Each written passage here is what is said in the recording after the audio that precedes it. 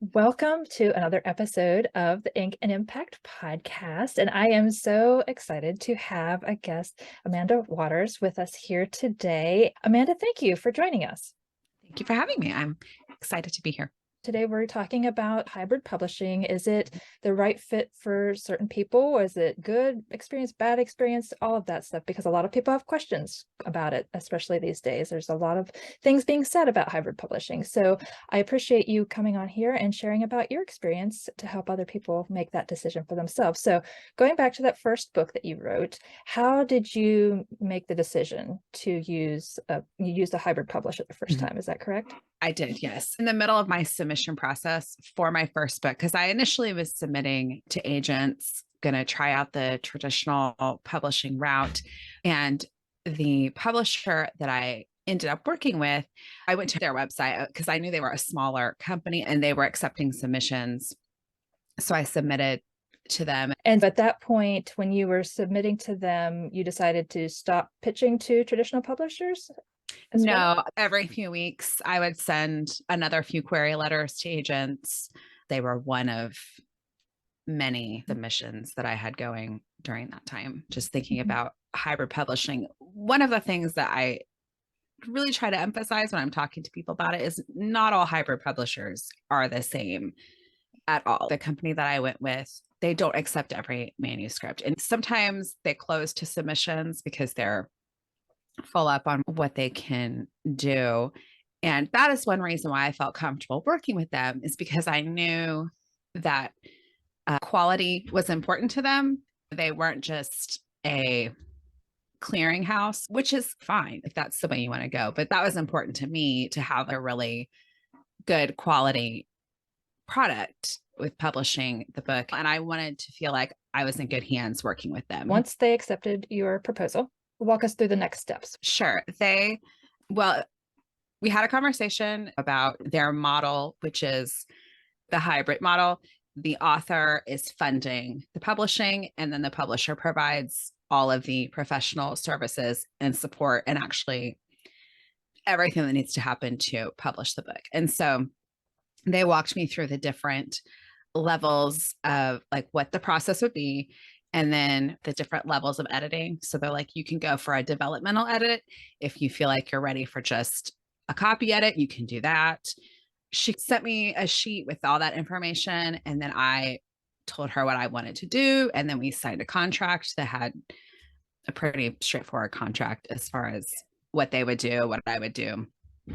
And we went from there. They have a few editors on staff, and I ended up doing a developmental edit with them because this is my first book and I had not hired my own editor before that. And so I felt that was important to do. I was really pleased with that editor. She was amazing. And then they had a copy editor that came through after that. So we did a developmental edit, we did a copy edit, and then a line edit through the whole process. I was really pleased. I was in direct contact with the editor through each editing process. And then the publisher, she was the one who walked me through every step of the timeline of everything. I think that's good and very important to have someone walking you through that process.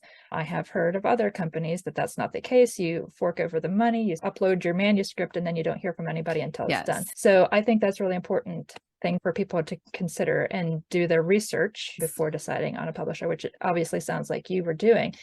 So it went through the editing phase. About how long did that take?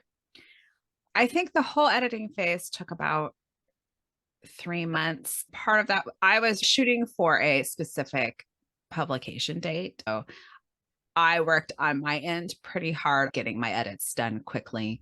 And one of the things with this hybrid publisher is that I, as the author, had a lot more control over things than you do with a traditional publisher. There are certain things, of course, that you don't have control over. Like I don't have control over how long it takes them to do that process, but I can say, well, I want to have a publication date of this date. Is that possible? And they'll say yes. And here are the deadlines you'll have to meet if you want to do that. But that's something that I have a lot of say in. And then as the author, of course, I retain all the rights. I get to set the price, I get to set the discount. They'll make recommendations because they have the knowledge of the industry that I don't. I get to pick my cover art. That's one of the benefits of it, is most of the control is with the author as far as decision making and that kind of thing. I just wanted to elaborate too on that one point that you said it took 3 months for editing.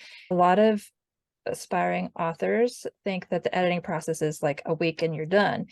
For a good developmental edit, the copy edit plus the line edit, it's a process, and it's a back and forth process, as you alluded to. It's both ends having to do the work and then making sure at the very end that all the changes that you made during the developmental edit came through final end. And that's what that final proofread, that line edit is for. I think that was very realistic. Having worked as an editor in the past in the publishing industry, 3 months is a common time frame for that. So then with the hybrid publishing, you paid them to publish the book for you, correct? Yes. And so did you have to purchase a certain number of books up front? They had two different options. You could sign a contract where you did agree to purchase a certain number of books, or you could sign a contract where the base price was a little bit higher, but you did not have to buy any copies if you wanted to really focus on online sales. It was a little bit higher of a base price. If you did want to author copies, your base price was lower, and then you just agreed to buy copies at your author discount price, which is what I ended up going with because I had some plans for in-person events and things like that. That's great. Always good to have those marketing plans in place when you're at the publishing process, especially. So from start to finish, about how long did it take to have your book in hand? That's a good question. Like 10 months. I think the process started around January and I published the beginning of November. In hindsight, I will say I probably would have slowed myself down a little bit because there are a few things that I did kind of rush myself through. I was just trying to do this publication date. There are some things that I missed, but that was on me. So when you're trying to decide if a hybrid publisher is right for you, is one thing that you already mentioned, but it's very critical, are the rights. Yeah. As an author, you want to make sure that you retain the rights if you're hybrid publishing. Yes. So that was outlined in the contract, correct? Yes. You definitely want to make sure that's in the contract. And then you said you had input as to the creative design, the interior layout, and the book cover? Yes. This company has their own designers that they work with. I ended up hiring a friend of mine who's a professional graphic designer because I really like what she does. They were like, yeah, that's fine. It just needs to meet these file specifications. And then they took that cost out of my costs. So I didn't have to pay extra for design that I wasn't getting. That's great. Did they offer any marketing assistance? The marketing assistance would have been something separate that I did not take advantage of. That option, that's something that they do separate from the publication. But they were very helpful with answering some basic questions and also giving some ideas as far as like, do you have a website already? Are you on social media? And they sent me graphic files that I could use to post on social media, post on my website. So they did give me the tools where I could do that myself. I don't hear that a lot about hybrid publishers. So that's very good. Did they upload the book to Amazon for you, or was that something you had to do on your own? No, they took care of all the distribution on Amazon, Ingram, Barnes and Noble, and then their website took care of the ISBN, everything like that. Those were the things that's appealing to me about working with a hybrid publisher as opposed to self-publishing, because I knew I could learn to do all these things and I could go through the steps myself, could research editors and hire people to help me. But that felt overwhelming because you have to figure out who's good. There's a lot of research that goes into that. I looked at their catalog. I looked at the authors that they had published before, which is something I recommend. Go to their website, see what they published, what are the authors that they publish, you could reach out to some and say, hey, did you have a good experience? Yeah. I felt like I was able to just sort of one stop shop, kind of like Yeah. I can just go here. They're professionals. They'll answer my questions. They know how to do everything. And I'm willing to pay a little extra than doing it myself because I don't know what I'm doing. And it just felt less overwhelming to me. Great. That, I personally am a self-publishing fan, but I Yeah, agree that it all depends on a lot of variables. Your budget is one. I don't say that you should never hybrid publish. Obviously, you had a right. fabulous experience. You just have to be careful and do your research. It's like when you're hiring anyone, whether it's a plumber or a car mechanic or anybody, several bits, interview 3 different people, right? Mhm. So do the same, at least 3, to see, are they offering similar packages and services? Are their prices within the same range as everyone else?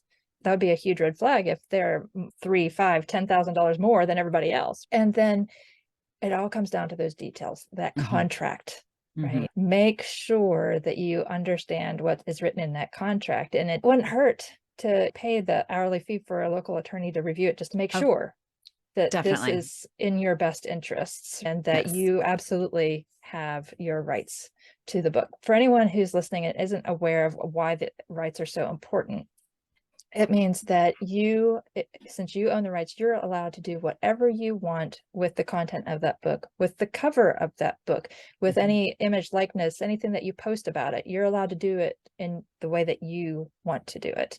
Whereas traditional publishers, they own the right.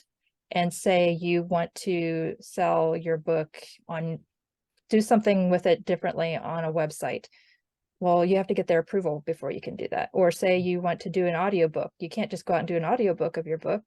You have to get their approval or use Mhm. their service providers or whatever. So rights are really, really important. And I would say, too, as part of the research process into a company, how responsive they are Mm, to communication is really key because I if they're not responsive to me, that's a red flag because that means they're either don't really care or they have too much work.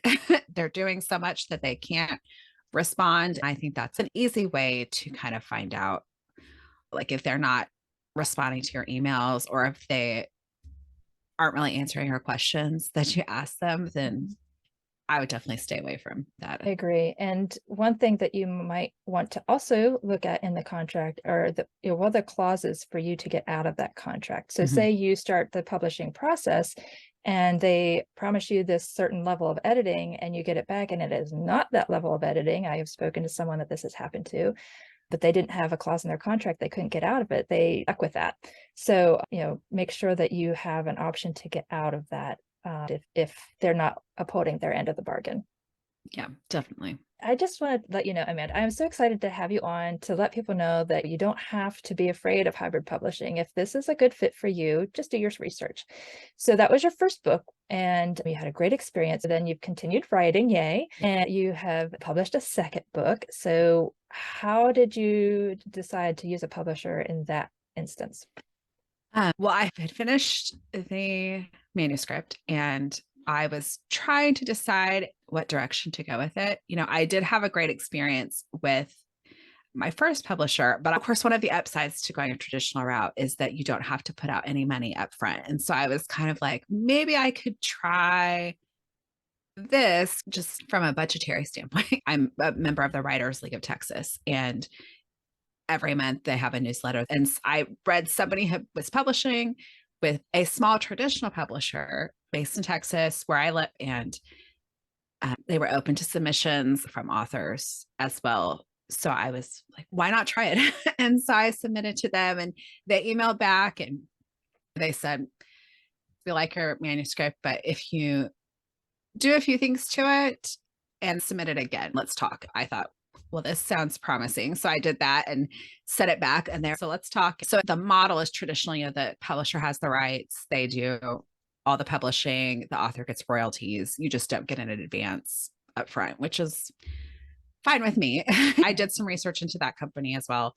And it seemed like a good fit I liked the idea of working with a small publisher since that was my experience before as well. And they seemed really committed to working with their authors and supporting their authors' careers, not just like a one-time thing. Can you expand on that a little bit?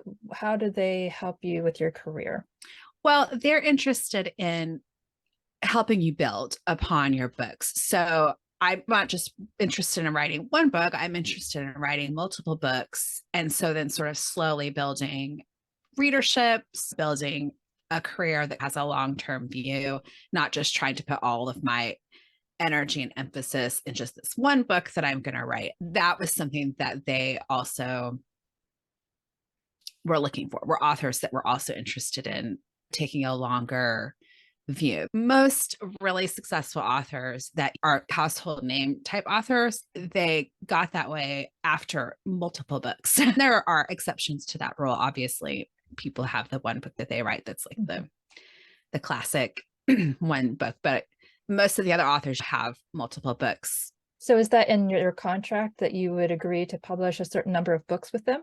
No, it was just the one book. I guess a better way to put it would be their approach to their authors was, if your first book was not wildly successful, that's not an automatic, well, we don't want to publish you again. They have a long view, if that makes sense. They know that your first book will be more successful as you write more books, as opposed to saying, well, you wrote this one book, it didn't sell as many copies as we wanted, so we're going to write you off. You don't have to have that instant bestseller, which appealed to me and how I work. Was the editing and publishing process similar to the first experience, time-wise, and as far as being able to interact with the editors? I would say the editing process was a little different. I didn't work as directly with the editor, but I didn't really have as many questions. So it was just a different experience overall. They sent back the suggestions and I made the changes and sent it back. There wasn't as much conversation about it. That's a good point, because with your first book, everything is new and you're learning and you're growing as a writer.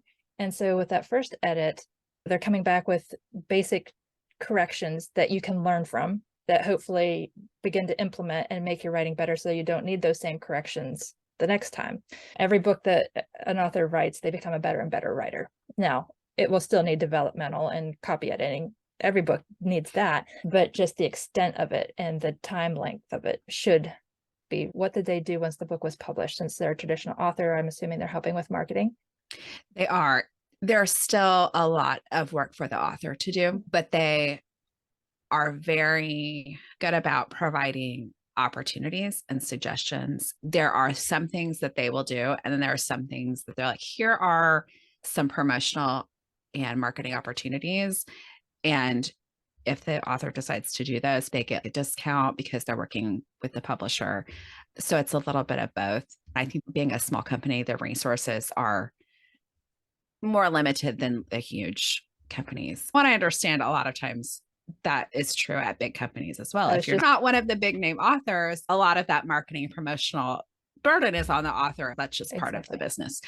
What I really appreciate is that the publisher has a lot of experience and they're very good about answering questions. And we have a really active Facebook group for the authors of that publisher. And all the time people are like, have you done this? Have you done this?